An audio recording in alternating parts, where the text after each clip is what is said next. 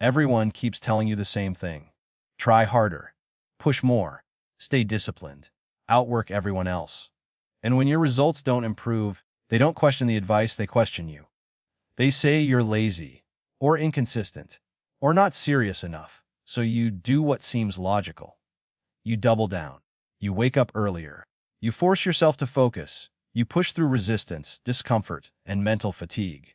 And in the beginning, it works. Effort creates momentum. Momentum creates progress. Your brain learns a simple rule. More effort equals better results. That rule feels responsible. It feels mature. It feels like how success is supposed to work. But effort doesn't scale forever. There's a point almost nobody talks about.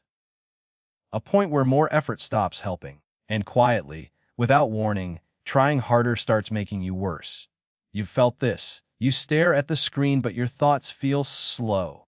You reread the same sentence again and again, yet nothing sticks. You work all day, but at the end of it, you feel strangely empty. Busy, but unproductive. Tired, but not satisfied. This isn't laziness. This is overload. The brain isn't designed for constant pressure. Pressure changes how you think. Under pressure, your brain doesn't become sharper. It becomes narrower. Your mind switches from understanding to urgency, from creativity to survival. Finish this. Hurry up. Don't fall behind. That mode is useful in emergencies, but terrible for thinking clearly, terrible for learning, terrible for solving complex problems, terrible for long-term performance. When pressure becomes your default state, your thinking quality drops. You make shallow decisions. You miss simple solutions. You mistake motion for progress. This is why forced productivity feels productive. You're stressed. You're constantly doing something, so it must be working. But stress is not a productivity tool. It's an emergency response. Used briefly, it can help. Used daily, it breaks the system. Trying harder also gives emotional comfort. If you're exhausted, at least you can tell yourself you tried. If things fail, you can say it wasn't, because you didn't care. Slowing down feels dangerous. Rest feels irresponsible. So you keep pushing, even when the results are clearly declining. Most people don't fail because they don't try. They fail because they never stop trying the wrong way. Now look at people who perform well consistently. They don't look frantic. They don't look rushed. They don't look like they're forcing themselves. They look calm, almost boring. Not because they lack ambition, but because they understand something most people miss. Clarity multiplies effort. Pressure divides it. They don't win by adding force. They win by removing friction.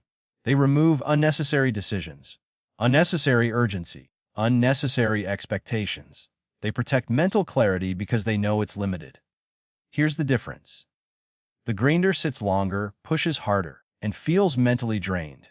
The calm performer steps away, lets the mind reset, and suddenly sees what was missing.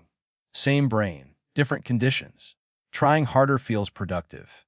But creating the right conditions is what actually produces results. This is the part people resist. If trying harder was the answer, you'd already be where you want to be. The problem isn't effort. It's effort applied without awareness. So stop asking, how can I push myself more? Ask better questions. What's unnecessary here? What's creating mental noise? What can I remove instead of add? Less pressure doesn't mean less ambition. It means better thinking. Less force doesn't mean laziness. It means efficiency. Slowing down isn't quitting. It's recalibration. Trying harder isn't making you disciplined. It's making you worse. Real progress doesn't come from squeezing yourself tighter. It comes from releasing the right constraints. And once you experience that shift, you stop confusing exhaustion with effectiveness. You stop worshiping effort. And you start respecting clarity.